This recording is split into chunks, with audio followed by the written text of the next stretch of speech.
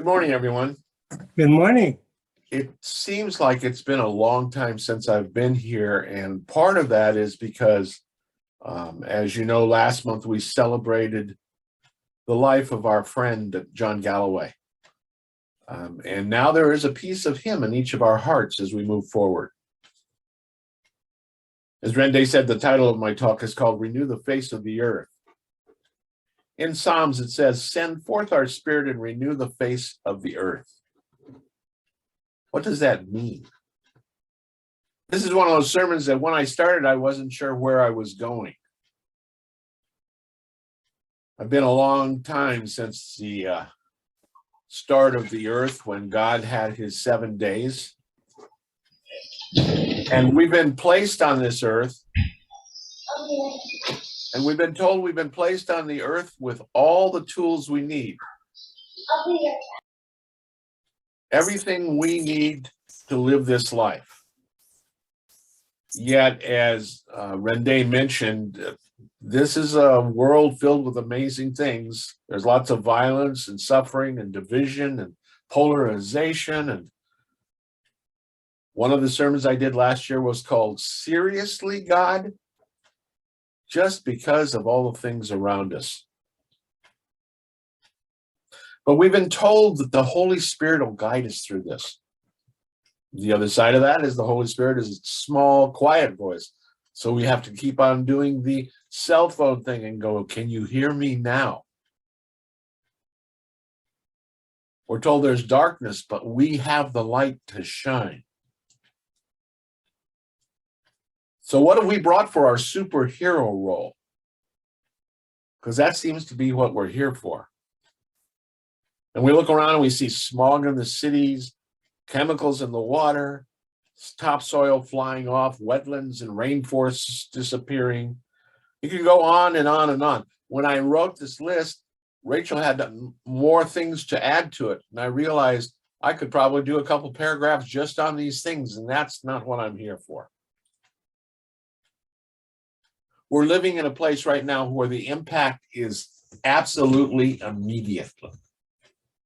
There's one globe. The impact of war happens right now. I don't know if you saw the video a couple of weeks ago, maybe last week, of the 10-year-old Ukrainian girl in the bomb shelter singing "Let It Go" from Frozen.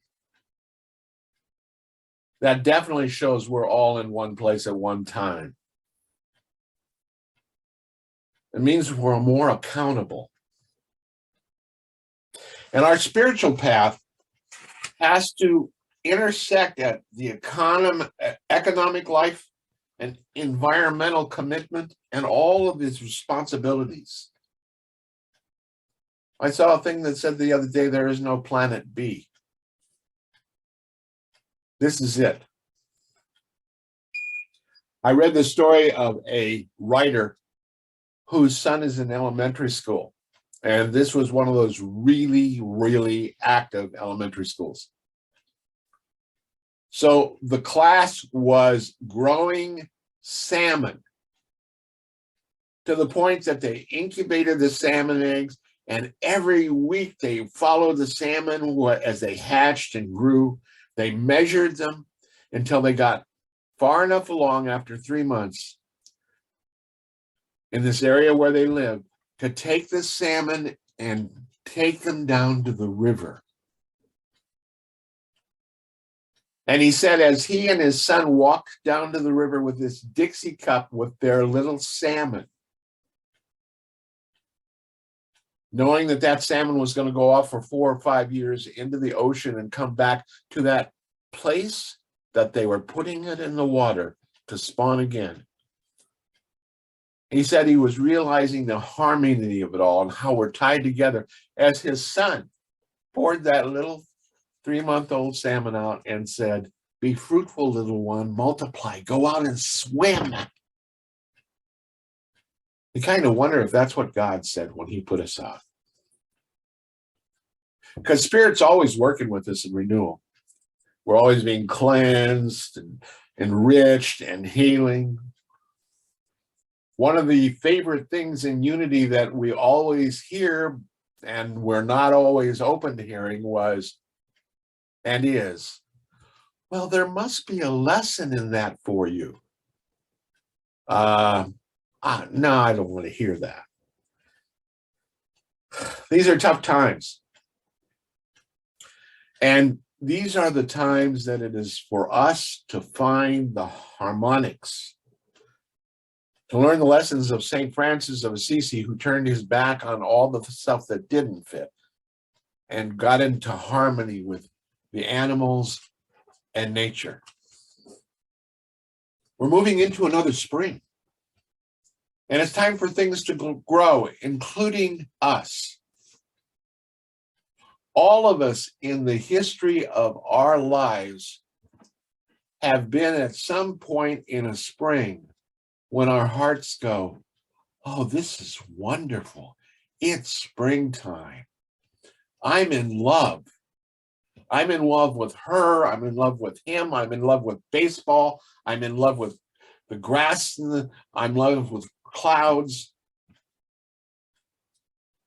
And we forget that connection. There's a great story we saw in a panel last week by a lady named Ruth Brody Sharons, who wrote a musical called Interfaith. She tells the story of this Ethiopian man who was a Jew. And he and the people with him were rather oppressed in Ethiopia, so they conspired to escape. And they got as far as the border, and they didn't make it any further. They were arrested. Now, it was near Passover, so as they were in jail, their jailers were Muslim. And this Ethiopian, this is a rental tongue. I'm turning it in at the end of the week. This Ethiopian prisoner said to his Muslim, you should make matzahs for us. And the Muslim jailer said, well, why would I do that? The prisoner looked at him and said, because we all believe in God. That jailer got together a group of women who did that. They baked matzahs for those people. Not sure where they got the recipes, but they did that. There's a great quote that says, human beings believe in our very own arrogance that if we continue developing the world on the basis of science and technology, we'll achieve an environment that'll give unlimited gratification and ease and pleasure. There's an absolute error to that kind of thinking. We are on the edge of a precipice, and it's reflected in all parts of our life. And we are here to renew the face of the earth, and it can get overwhelming. It gets easy to get paralyzed. But there is a simplicity about this, because the renewal is at our personal level. The renewal is for us. And it's no accident that it seems as if Spirit has said, if we're going to do a renewal, let's not just do the environment and glaciers falling apart and everything. Let's throw in a pandemic and put you all in rooms for 2 years, where the only thing you can keep up with is your mind. Because there's nothing more dangerous than us spending a lot of time with our minds. What we forget is our change is a spiritual one. All the challenges, everything is spiritually based. And I'm proposing that it is at that spiritual level, at the personal level in our relationship with the divine, that the answers are. In exploring this, it seems like there are only two real basic facts. One is that we are working on becoming responsible, authentic human beings. And the other is that we're becoming present. And becoming both of those things, we're starting to realize there are not a whole lot of different tribes. There is one tribe, and we just look a little different. And sometimes it truly is stepping into that part of who we are and what we are doing. I was a tennis professional for a number of years. I did a lot of teaching and a lot of losing in tournaments. Last week, the #1 woman in the world, an Australian tennis player named Ash Barty, who is an Aborigine from the south of Australia and is known for loving beer and having a team that she just adores, made an announcement that shocked the tennis world. She's 25 years old. She has been the #1 player in the world for 2 years. And she said in an interview, "I'm happy. This is enough. I'm retiring." Out of nowhere, she retired. And she's absolutely grounded and filled with harmony. And the tennis world is in shock. And a number of her fellow players, other women, say, what an amazing and authentic thing to do. And they asked her in their interview a couple times, again, why are you retiring? And she just grinned and said, I'm happy. It's enough. It's enough.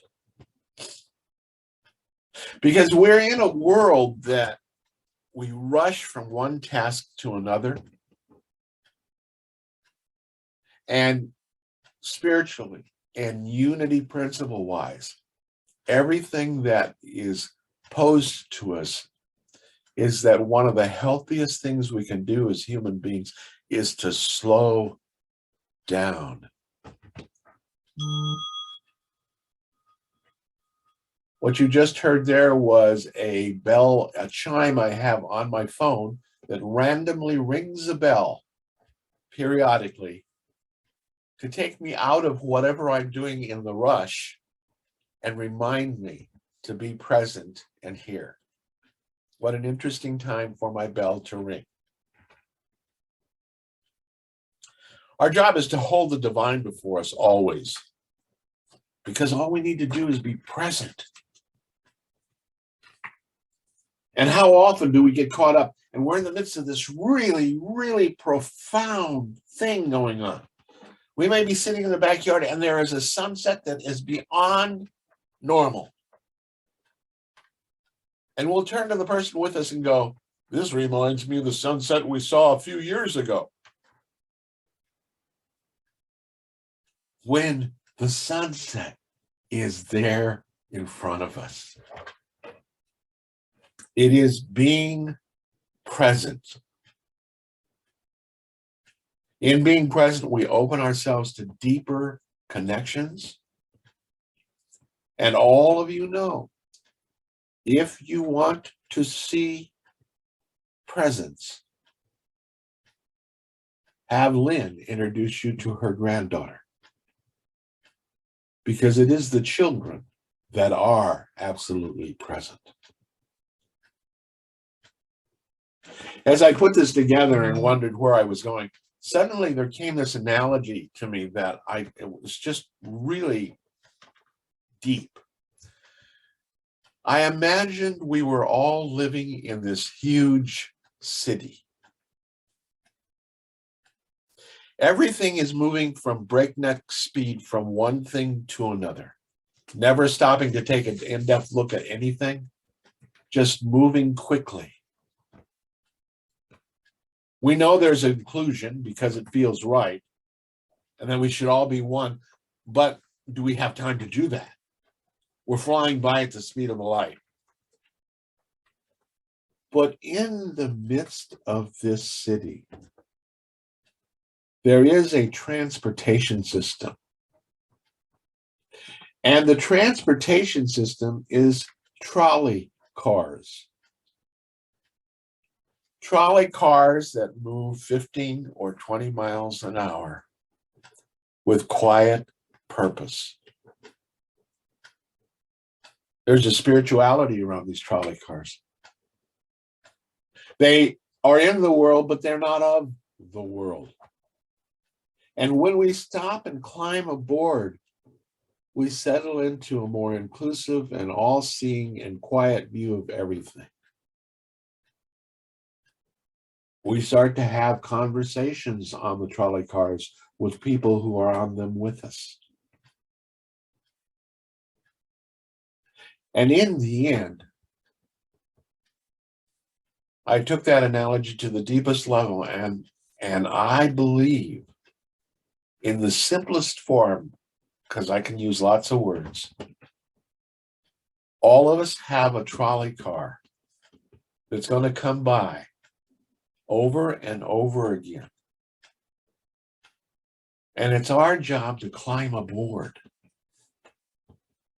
to slow down, to meditate, to walk in nature, to spend time with a child, to spend time petting our cat. And to know if we miss one of the trolley cars, we don't have to beat ourselves up because there's another one coming. There's a wonderful artist out of England named Jackie Lawson.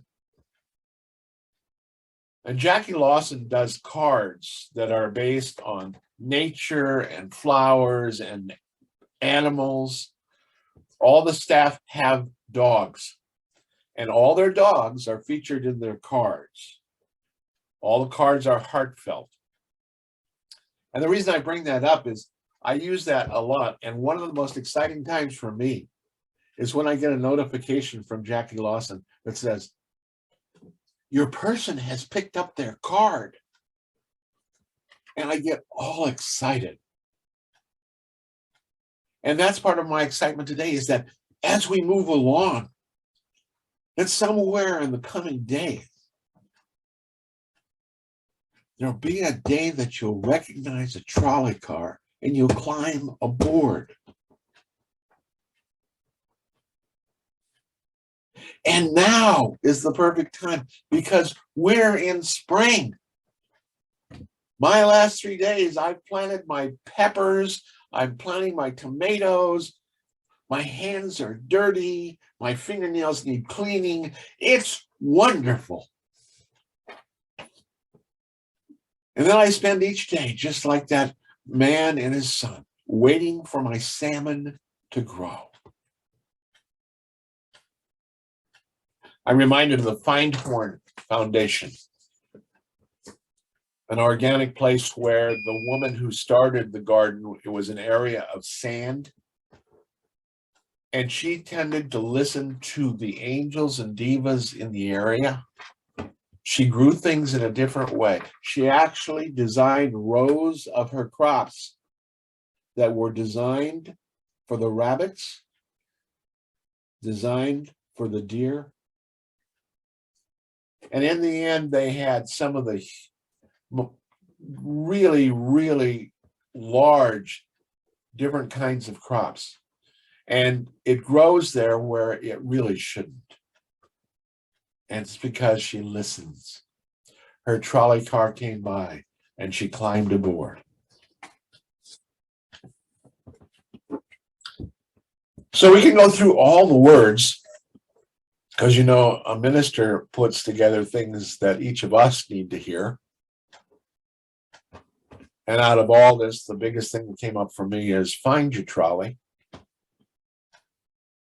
It's coming along. Part of this is because I lived in Australia for a while. And in this huge city of Melbourne, Australia, where people are flying by, they have trolley cars, which aren't very fast, but boy, are they nice to ride from one part of the city to another. Find your trolley because it's the most personal, divine, active ecological renewal you can do on this earth. Incorporate it into your life. And know you've got the time because there's another trolley coming. There's another trolley coming. So it's never about regret that you missed one, because you'll pick the perfect one. That may be the particular one that somebody's on that you wouldn't have missed ever. One of my trolleys was the one that my wife was on. It couldn't have gotten any better. So the next trolley will be by soon. Climb aboard. And so it is. And so it is. And it feels like I should ring the trolley bell. Climb aboard. Ah. And so everyone take a breath. I hadn't thought about it till just now, but I think I'm going to get on, because knowing the internet, it's there, and find, maybe if I can find the sound of a trolley car in Melbourne, Australia. So, or the trolley cars in San Francisco where they have the bells going. Because they truly are a journey all their own. And it is our personal journey as we explore and find what our trolley is like. And so part of our trolley is moving within. Moving within below that mind part of where we are, where we can get caught up swirling and swirling. And so let's take a breath and take a few minutes to meditate. As you know, the meditation we do here has fewer and fewer words. And so take a breath and let yourself drift deeper into that wonderful well that is you.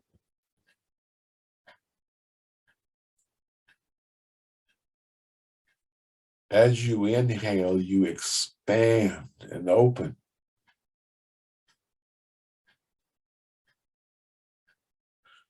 To the divine.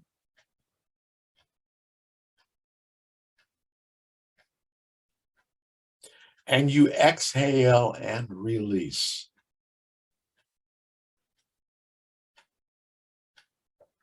Everything else.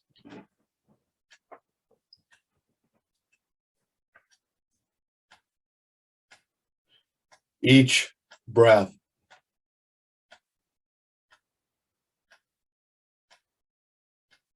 taking you below the details,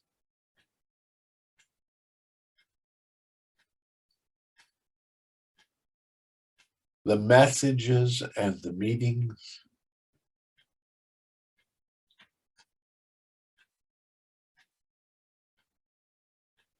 letting you flow downward to the very heart of who you are.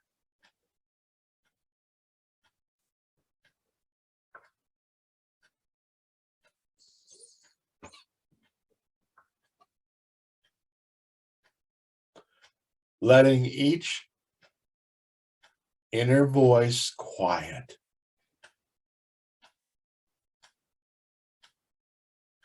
Until all there is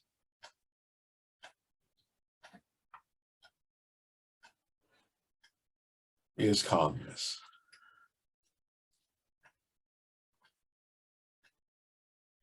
As you take this breath, we open to taking 4 or 5 minutes to just sitting in the most sacred places within each of us. The heart-filled place, filled with sacred silence.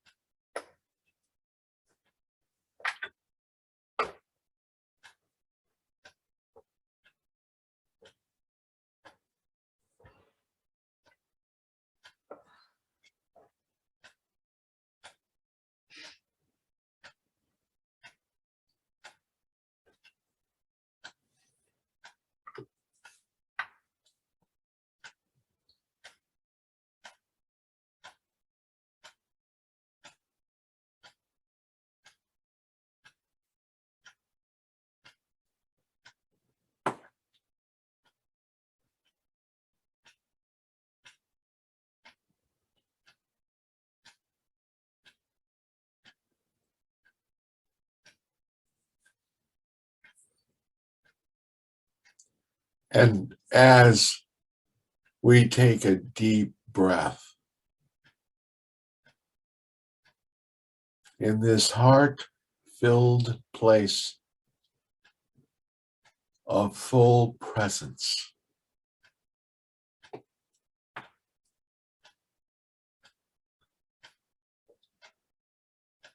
we realize there are no limits here. This is truly a place of refueling and rejuvenation. A place where we are fed.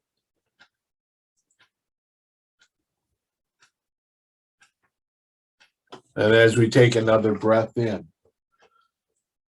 allow the energy of who we are to again expand. We know this is a place we carry with us always. Every moment of every day. It is the co-creation. It is our divine. We give such great thanks. And with each breath come more and more into the full presence of the room, knowing we are here with many others, each of us on our own path, yet on a path together, heart connected. And as we come more and more into the room, it will be as if we had a long afternoon nap.